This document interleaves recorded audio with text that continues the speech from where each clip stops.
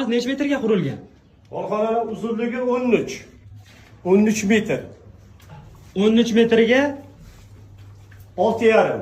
6,5 metr. Narigi devordan bu devorgacha. 6,5. Mollarni bo'lganmiz, orasi 120 dan. 120 dan ustunlari qo'yib ketilgan. Ular qo'yilgan. Endi tagiga ham qarang, mol yotganda orasida dimoxotlari bor. Havo aylanib turish uchun Aylanib turadi. sharoitlar qo'yib ketilgan ekan bu yerda. Tepasiga ham demoqat qo'yganmiz tog'a.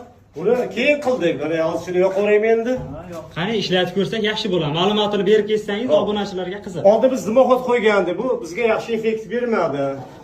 Hovliga ham qandaydir mollarning hidi chiqib qoldi. Keyin shuni internetdan topdik. Mana hozir yoqayapman. Bu tortadi, bu. Bu havoni tortadi. Tortib pashani chiqarib yuboryapti. Endi tepadan havo beradiganini qildik. Mana buni ham yoqayapman.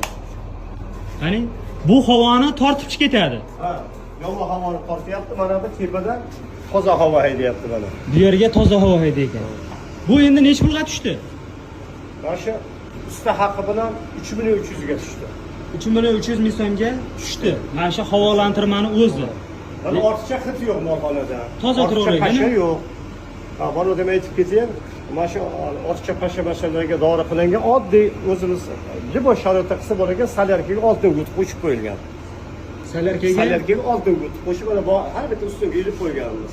Bir oyda bir yangilanib turadi. Ichiga pasha to'lib qoladi. Demak, buni qo'yib ketishda ham maslahat beraverasiz. Maslahat beramiz. Xo'p. Issiq suv, sovuq suv.